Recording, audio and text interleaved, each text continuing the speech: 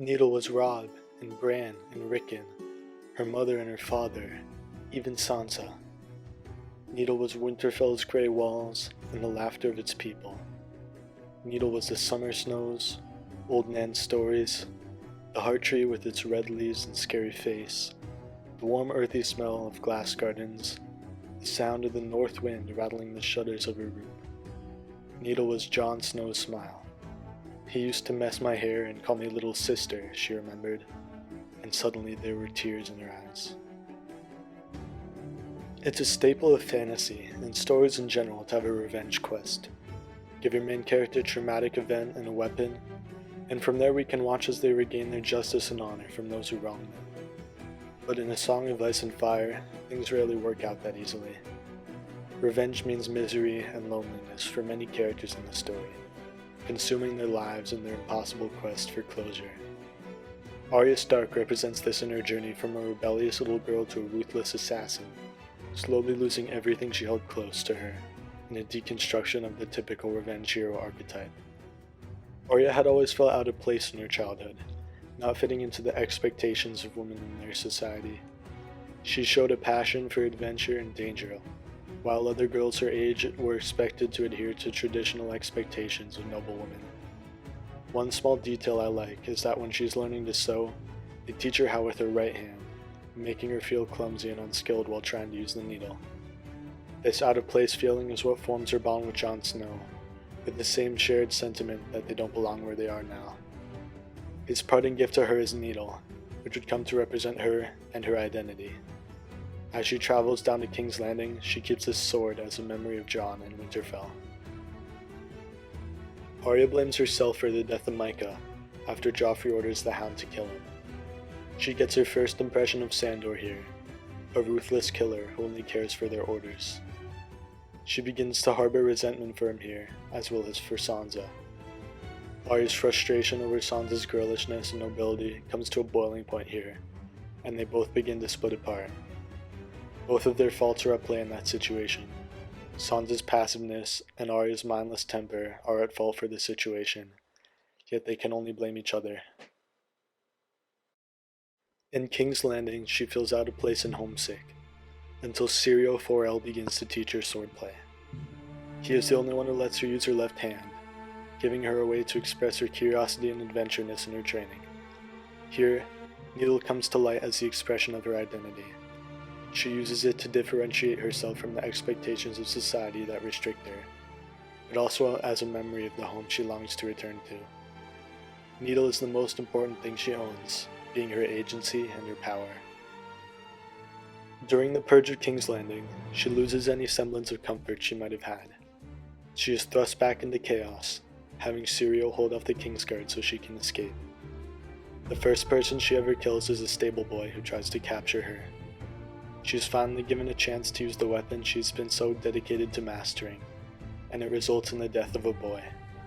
She forgets all of Syrio's teachings and resorts to the only one she remembers: stick them with a pointy end. When it comes to violence, Arya is single-minded and ignores the consequences of her actions, as long as her violence is for a purpose such as self-defense or justice. When she leaves Flea Bottom, she finds her father before his public execution by the Lannisters. For the first time, she's powerless despite her weapon. She can only watch as everything crumbles in front of her. Without being able to fight back, she can only internalize this pain as anger, which she needs to quell with revenge. Only Yorn from the Night's Watch can spare her the sight of her father's death, and free her from the city to take the Black. After this, Arya discards her real name so she can disguise herself as Aerie. While there were practical reasons for this too, this would be one of many times she was forced to hide her identity and name.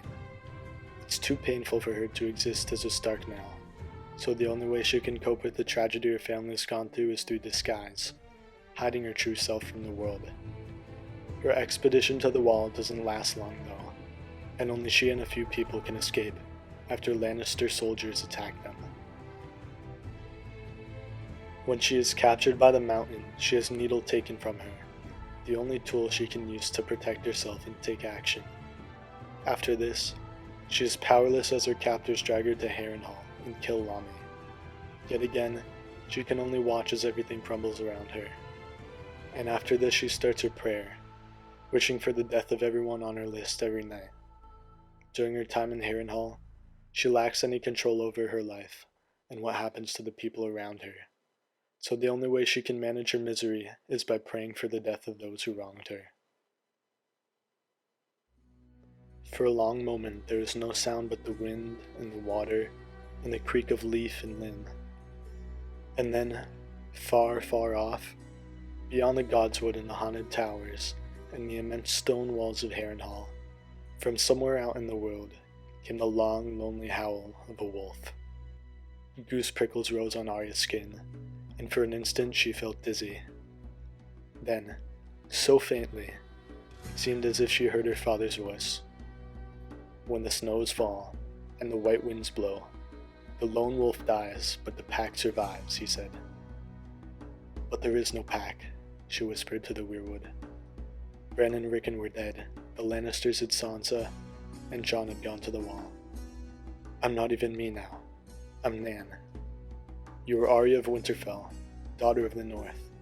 You told me you could be strong. You have the wolf blood in you. The wolf blood. Arya remembered now. I'll be as strong as Robb. I said I would. She took a deep breath, then lifted the broomstick in both hands and brought it down across her knee. It broke with a loud crack, and she threw the pieces aside. I am a direwolf, and done with wooden teeth. But one man in Harrenhal changes that for her. Jaqen gives her the chance to kill any 3 people she wants as a repayment for his life. She uses these 3 chances to start trimming down her list, only realizing later that she could have made better choices, such as killing some of the kings. Jaqen offers these favors to her not just because he owes her his life, but also because he sees something in her.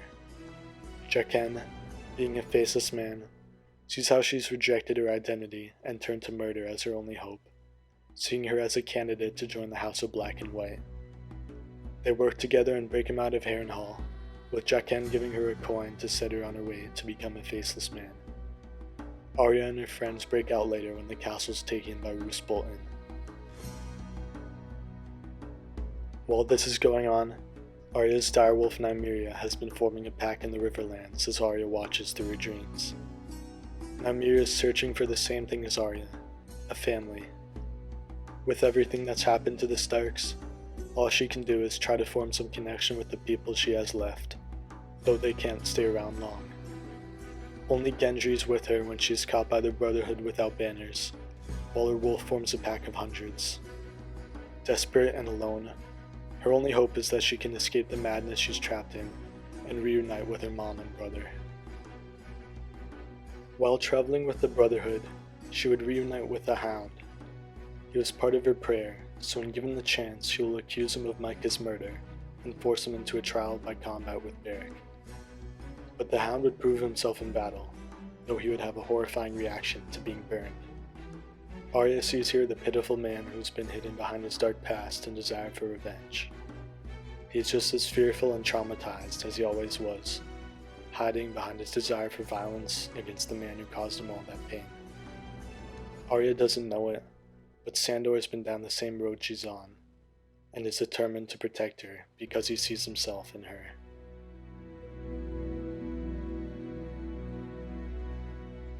I know a little of this man, Sandor Clegane. He was Prince Joffrey's sworn shield for many a year, and even here we would hear tell of his deeds, both good and ill. If even half of what we heard was true, this was a bitter, tormented soul, a sinner who mocked both gods and men. He served but found no pride in service.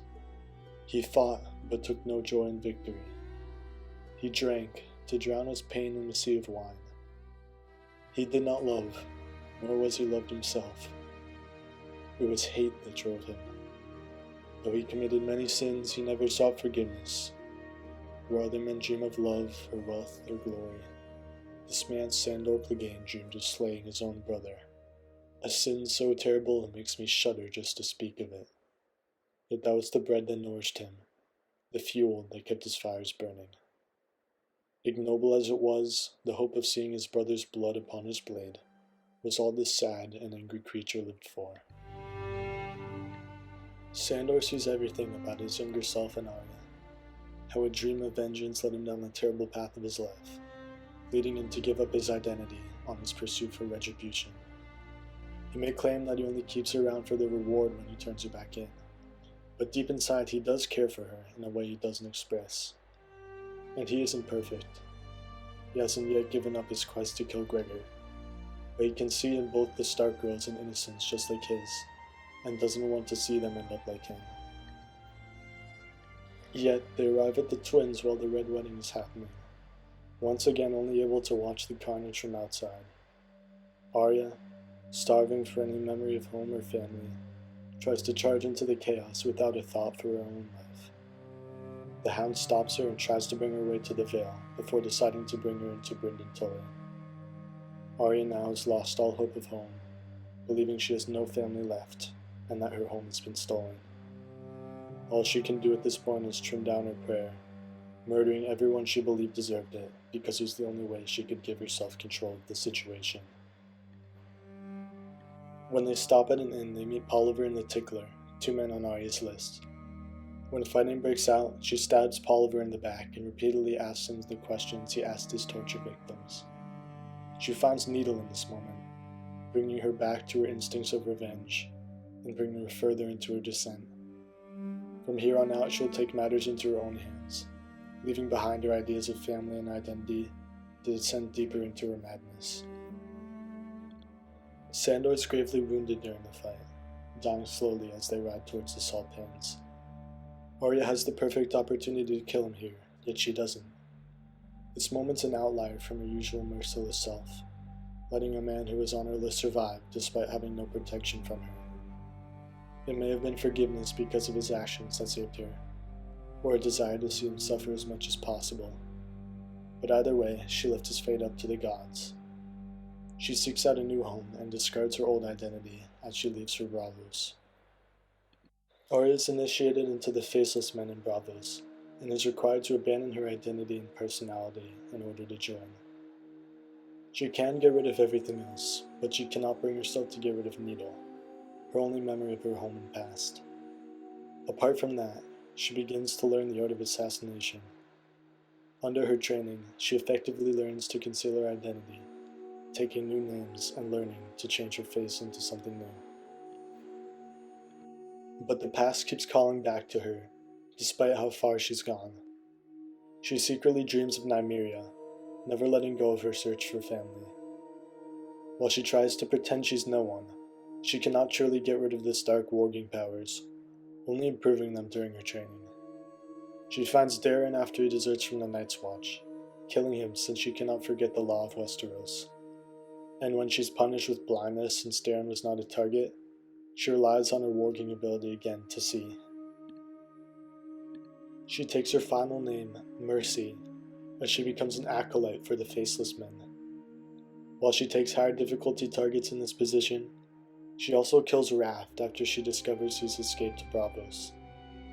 While she's becoming more and more proficient in the arts of assassination, she becomes more careless with her revenge murders, unable to truly put her past behind her. Her name Mercy at this point in the story has two meanings. It not only means compassion, but the term is also used in the story for giving a painless death. This ties back to her decision with the dying Hound, to ease his suffering or to forgive him. In this sense, they're the two options she must choose from, forgiveness or murder, the decision that defines her new life and identity. A spasm of pain twisted his face. Do you mean to make me beg, bitch? Do it. The gift of mercy. Avenge your little Michael. Micah. Arya stepped away from him. You don't deserve the gift of mercy. The Hound watched her saddle Craven through eyes bright with fever. Not once did he attempt to rise and stop her. But when she mounted, he said, a real wolf would finish a wounded animal. It's not a stretch to say that Arya will probably have to leave the Faceless Men in the future of this story. Not only does she go against their philosophy of death and revenge, but she cannot resist her past and identity back in Westeros. When she returns, though, she has another surprise waiting for her. Her quest for revenge must end by a certain point, and I think one character will be forced to show her why. Lady Stoneheart has been resurrected with the sole goal of killing the Freys and all those responsible for the Red Wedding. Should no one be able to stop her, she'll likely be able to bring vengeance to House Frey, in a massacre that would make even Arya feel some remorse. Whether she sees this in person or through the eyes of Nymeria, she'll see the woman who was once her mother as a bloody corpse, only dreaming of murder and revenge, and be forced to question herself as she gives her mother the gift of mercy. You had best run back to your room, little sister. Septim Ordain will surely be lurking. The longer you hide, the sterner the penance. You'll be sewing all through winter. When the spring thaw comes, they'll find your body with a needle still locked tight between your frozen fingers. I think this quote has a ton of foreshadowing for Arya's character in the future of the story. It might be that her quest for vengeance will be a tragedy that leaves her dead by the time spring comes. But I can also see it in another way. The longer she hides, the more problems arise. She needs to run back home, put Needle aside, and not let her actions consume her. Hopefully, she'll follow this advice and will not end up as one of the bodies we find thawing in A Dream of Spring. Arya was given everything a hero needed, a weapon and revenge to carry out. Yet it led her down a spiral of hatred and violence that only left her more cold and alone when it was all finished. In this, the story presents its best deconstruction of revenge, as well as the importance of identity and family. Hopefully, by the end of the story, she'll no longer be consumed by vengeance, but will be able to put her abilities to use in the final battle. Or she may also be consumed by these feelings and lead herself to death. But either way, for better or for worse, Arya will finally be able to earn mercy.